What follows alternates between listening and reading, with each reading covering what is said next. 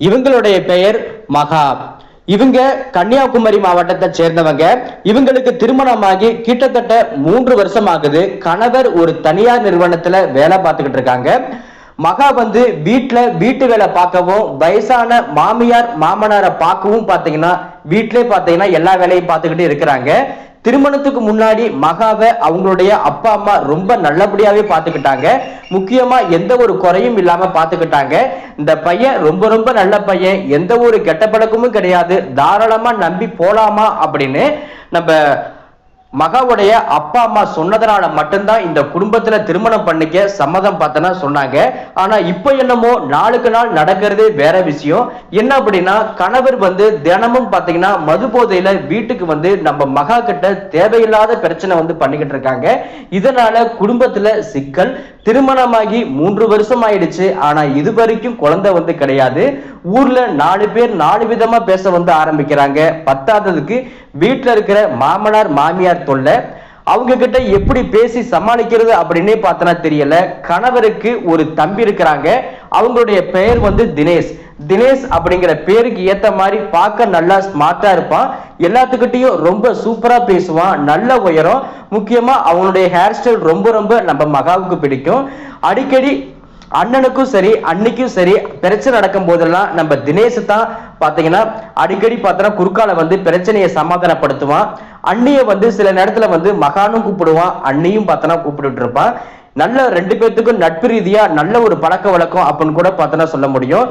அடிக்கடி மகா நம்ம தினேஷ் கிட்ட புலம்புறதெல்லாம் என்ன அப்படின்னா, உங்க அண்ணன் இப்படி தினம் தினம் மது போதையில இப்படி பிரச்சனை பண்ணிக்கிட்டு இருக்காங்க, வீட்டுக்கு வந்த உடனே படுத்து தூங்கிடுறாங்க, இப்படி இருந்தா எப்படி பார்த்தோன்னா குழந்தை பிறக்கும், நாங்களெல்லாம் எங்களுக்கு தெரிஞ்ச தோழிகள் எல்லாருமே அவங்க கையில 2 வயிற்றுல 2 அப்படின்ட்டு அப்படி இருக்கிறாங்க, என்னுடைய நிலைமையை பார்த்தியா, இந்த குடும்பத்துக்கு வந்ததுல இருந்து நான் என்ன சுகத்தை நான் கண்டுட்டேன் அப்படின்னு அடிக்கடி புலம்புவாங்க. பேசாப்புல உங்க அண்ணனை திருமணம் பண்ணிக்கிறதுக்கு பதிலா நான் உன்னையவே நான் திருமணம் பண்ணிருக்கலாமே, என்னுடைய வாழ்க்கை இன்னும் ரொம்ப சூப்பரா இருக்குமே, தினமும் பாத்தீங்கன்னா சித்திரவாதத்தான், உங்க அண்ணன் கூட வாழவே எனக்கு கொஞ்சம் கூட பிடிக்க கிடையாது, ஏதோ என்னடா பண்ற இது, அப்பா அம்மா பேச்ச தட்டக்கூடாது, நம்மளும் இந்த குடும்பத்துல வந்துட்டோம், இவங்களை எப்படியாவது மாத்தி ஆகணும் அப்படிங்கிற எண்ணத்துலதான் இருக்கிறேன் அப்படின்னு அடிக்கடி நம்ம மகா நம்ம தினேஷ் கிட்ட சொல்லிட்டு இருப்பாங்க. தினேஷும் சரி, கவலைப்படாதீங்க அண்ணே, கூடிய சீக்கிரத்துல சரியாயிடும், இன்னும் கொஞ்ச நாளில அண்ணனை எப்படியாவது வெளிநாட்டுக்கு நான் தள்ளிடுறேன் அப்படின்னு வாக்கு சொல்லி இருக்கிறாங்க.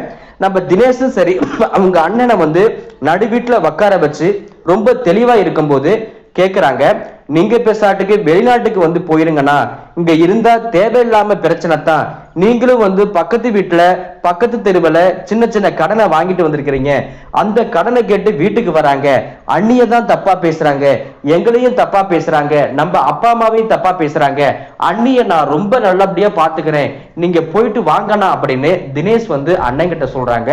அண்ணனும் சரி கொஞ்ச நேரம் யோசனை பண்ணி பார்த்து, பரவாயில்ல தம்பிதான் தன்னுடைய மனைவியை பாத்துக்கிறேன்னு பார்த்தனா சொல்றானே, நம்மளே பார்த்தனா வெளிநாட்டுக்கு போயிடலாம் அப்படின்னு பக்கத்துல இருக்கிற மாலதீவுக்கு பார்த்தனா போறாங்க. அங்க போன உடனே பாத்தீங்கன்னா எந்த ஒரு கெட்ட பழக்கம், எல்லா கெட்ட பழக்கத்தையும் விட்டுடுறாங்க. போய் கொஞ்ச நாள்லயே தன்னுடைய மனைவி கிட்ட திருமணம் ஆகிறதுக்கு முன்னாடி எந்த அளவுக்கு பாசமா பேசுவாங்களோ அதே பாசத்தோடு தன்னுடைய மனைவி கிட்ட பேச ஆரம்பிக்கிறாங்க. அப்படி பேசுறது நம்ம மகாவுக்கு ரொம்ப ரொம்ப பாத்தீங்கன்னா பிடிச்சு பார்த்தனா போயிருந்துச்சு. இதனால இவ்வளவு நல்ல விஷயத்துக்கும் காரணம் என்ன அப்படின்னா தினேஷ் தான் காரணம் அப்படின்னு தினேஷையும் சரி அவங்க மேல இருக்கிற பிரியமும் பாத்தீங்கன்னா ரொம்ப அதிகமாவே பார்த்தனா போயிடுச்சு.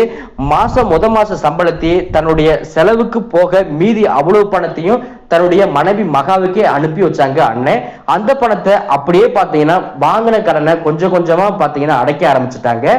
ஒரு சில மாசத்துல கடன் பிரச்சனை முடிஞ்சிச்சு. அதுக்கேற்ற மாதிரி அண்ணனுக்கும் சம்பள உயர்வு அதிகமாக ஆரம்பிச்சிருச்சு. அதுல வர்ற பணத்தை சேவிங்ஸ் அப்படின்ட்டு பார்த்தனா சேர்க்க ஆரம்பிச்சாங்க. தினேஷுக்கு கல்லூரி படிப்பும் படிச்சு முடிச்சுட்டாங்க, அவங்களும் வெளியில வந்துட்டாங்க. அப்பதான் தினேஷ் சொல்றாங்க, நம்ம இப்ப இருக்க காலகட்டத்துல பணத்தை சேவிங்ஸ் பண்ண வேணாம், நம்மளுக்கு என்ன அண்ணி வயசாயிடுச்சு, இந்த பணத்தை வச்சு நல்ல ஒரு பிசினஸ் பண்ணலாம், இந்த ஏரியாவில் சூப்பர் மார்க்கெட் அப்படிங்கிற ஒரு விஷயமே கிடையாது, நம்ம இதை பார்த்தனா போட்டுடலாம், அப்படி போட்டுட்டோம் அப்படின்னா கண்டிப்பா நல்ல ஒரு பிக்கப்ல இருக்கும் அப்படின்ட்டு பார்த்தனா சொல்றாங்க. அப்பதான் பாத்தீங்கன்னா அன்னையும் இது வந்து ஓகே சொல்லிடுறாங்க. ஆனா அதுக்கு பதிலா நம்ம வந்து ஒரு பழக்கடை போட்டுடலாம், பழக்கடை ஏற்கனவே பழக்கடையில நான் வந்து வேலை செஞ்சவன் தான் நானு, எனக்கு அது எல்லாமே அத்துப்படி. ஏன்னா இங்க பக்கத்துக்கு போனா கூட மளிகை ஜாமான் எல்லாம் வாங்கிக்குவாங்க, ஆனா இங்க பழக்கடை ரொம்ப பார்த்தனா ரேரு. பக்கத்திலே காலேஜ் இருக்குது, இந்த பக்கம் பார்த்தா ஸ்கூல் இருக்குது, இந்த பக்கம் பஸ் ஸ்டாப் இருக்குது, கண்டிப்பா சூப்பரா ஒர்க் அவுட் ஆகும் அப்படின்னு பார்த்தனா சொல்ல வந்து ஆரம்பிச்சிருக்காங்க. அண்ணியோடைய பிளான் எல்லாமே நம்ம தினேஷுக்கு ரொம்ப பிடிச்சு போச்சு. அண்ணன் இல்லாத நேரத்துல அன்னிக்கிட்ட நல்லாவே பார்த்தீங்கன்னா நெருங்கி பேச பழக ஆரம்பிச்சா. ரெண்டு பேருமே பைக்ல போறது, அதுக்கப்புறமா விடிய விடிய அரட்டை அடிச்சு சிரிக்கிறது எல்லாமே தினேஷுக்கு ரொம்ப பிடிச்சு போச்சு. அப்பதான் நம்ம தினேஷே பாத்தீங்கன்னா அன்னிக்கிட்ட சொல்ற ஒரே வார்த்தை என்ன அப்படின்னா, நீங்க எப்படியோ அண்ணனுக்கு வந்து கிடைச்சிட்டீங்க, அண்ணன் இப்போதைக்கு மனம் திருந்தி பாத்தீங்கன்னா உங்ககிட்ட பேச ஆரம்பிச்சுட்டாங்க, இன்னும் 1 வருஷமோ 1.5 வருஷமோ இருந்துட்டு நேரா நம்ம உங்ககிட்ட தான் வர போறாங்க. அதுக்கப்புறம் என்ன, நீங்க ஜாலியா சந்தோஷமா குழந்தை பெத்தெடுக்க போறீங்க, உங்க வாழ்க்கை இப்படி நல்லபடியா அமைஞ்சிருச்சு, என்னுடைய வாழ்க்கை தான் எப்படி போய் முடிய போகுதுன்னே தெரியல. ஏன்னா எனக்கு எந்த கெட்ட பழக்கமும் கிடையாது, என்னைய யாரு வந்து பாத்தீங்கன்னா பேசுவா, எந்த பொண்ணு என்கிட்ட பேசும், நானும் பொண்ணுங்க கிட்ட பேசுறதே கிடையாது, அப்படி எல்லாம் பாத்தீங்கன்னா சிரிச்சு பேசி சொல்ல ஆரம்பிக்கிறாங்க. அப்பதான் அண்ணி வந்து சொல்றாங்க, நீ ஏன் கவலைப்படுற, எனக்கு சித்தி பொண்ணு பார்த்தனா இருக்கிறாங்க, அவங்களும் வாசெட்டு தான், கண்டிப்பா வந்து நான் பேசி பார்க்கிறேன். அது மட்டும் இல்லாம அடுத்த வாரம் திருவிழா, நாம 2 பேருமே அந்த ஊருக்கு போலாம், அந்த பொண்ணு உனக்கு ஓகேன்னா சொல்லு, அந்த பொண்ணுகிட்டையும் கேட்கிறேன் உன்கிட்டையும் கேட்கிறேன், அதுக்கப்புறமா மத்தத நானே பாத்துக்கிறேனே அப்படின்னு சொல்ல ஆரம்பிச்சிருக்காங்க. இப்படி பேசுறது நம்ம தினேஷுக்கு ரொம்ப பிடிச்சு போச்சு. அப்பப்பைக்கு அண்ணிய வந்து தொட்டு தொட்டு பேசுறது, சிரிச்சுக்கிட்டு பேசுறது, இதே மாதிரி எல்லை மீறி போக வந்து ஆரம்பிக்கிறாங்க. அப்ப திருவிழாவுக்கும் போக வந்து ஆரம்பிக்கிறாங்க. அங்க போன உடனே திருவிழாவை அண்ணன் நம்ம தினேஷும் சரி அண்ணியும் சரி நீட்டா ரசிச்சு பாக்குறாங்க. உறவினர்கள் வீட்டுக்கு போயிட்டு சிக்கன் மட்டன் அப்படின்னு நீட்டா எல்லா வகையான சாப்பாடும் சாப்பிட்டு பார்த்துட்டு வெளியிடங்களுக்கு சுத்த வந்து ஆரம்பிக்கிறாங்க. அப்பதான் அண்ணி வந்து தன்னுடைய சொந்த சித்தி பொண்ணை வந்து சுலோச்சனாவை நம்ம தினேஷுக்கு வந்து அறிமுகப்படுத்தி வைக்கிறாங்க. தினேஷுக்கு அந்த பொண்ணை பார்த்த உடனே பிடிச்சிருச்சு. அப்பதான் அன்னிக்கிட்டே பார்த்தனா சொல்றான், அண்ணி உங்களே மாதிரி முகலட்சணமா பார்க்க ரொம்ப அழகா இருக்கிறாங்க, இந்த பொண்ணுக்கு என்னை பிடிக்குமான்னு கேட்டுக்கங்க அப்படின்னு கேட்கிறாங்க. அப்பதான் அண்ணி சொல்றாங்க, நீ ஒன்னும் கவலைப்படாத, கொஞ்ச நாளைக்கு முன்னாடியே உன்னுடைய போட்டோவை அவங்க வீட்டுல இருக்கிற எல்லாத்துக்கும் நான் அனுப்பி வச்சுட்டேன், முக்கியமா அந்த பொண்ணுக்கும் நான் அனுப்பி வச்சுட்டேன், அவங்க எல்லாத்துக்குமே ஓகே தான். அது மட்டும் இல்லாம உன்னைய வந்து பார்த்தனா எல்லாத்துக்கும் தெரியும், உன்னைய பிடிக்காதவங்க யார் இருக்கிறாங்க, உனக்கு பிடிச்சிருந்தா சொல்லு, நான் பேசிடுறேன் அப்படின்னு பார்த்தனா சொல்றாங்க. அன்னைக்கு இப்படி தினேஷ் கிட்ட பேசுறது ரொம்ப பிடிச்சு போச்சு. தினேஷும் சரி, பரவாயில்ல அண்ணி, எனக்காக இந்த அளவுக்கு நீங்க ரிஸ்க் எடுத்திருக்கிறீங்களே, கண்டிப்பா நான் உங்களை மறக்க மாட்டேன் அப்படின்ட்டு பார்த்தோம்னா கை கொடுக்கறாங்க. அன்னையும் பார்த்தனா கை கொடுக்கறாங்க. அதுக்கப்புறமா சுலோச்சனா கிட்ட தனிமையில பேசக்கூடிய வாய்ப்பு கிடைச்சிச்சு. சுலோச்சனா உண்மையிலுமே பாத்தீங்கன்னா ரொம்ப ரொம்ப நல்ல கேரக்டர். கொஞ்சம் சராசரி குடும்பத்தோட இருந்திருந்தாலும், கொஞ்சம் பண வறுமையில இருந்திருந்தாலும், குணமனத்துல எல்லா விதத்திலையும் ரொம்ப நல்ல பொண்ணு அப்படிங்கிற ஒரு விஷயத்த நம்ம தினேஷ் வந்து புரிஞ்சுக்கிட்டாங்க. அன்னை வந்ததுக்கு அப்புறமா அடுத்த முகூர்த்தத்திலே கல்யாணம் அப்படிங்கிற நிபந்தனையோட ஒட்டுமொத்த குடும்பமும் சிரிச்சு பேசி பார்த்தோம்னா ஒரு வழியா முடிவு பாத்திரம் பண்ணிட்டாங்க.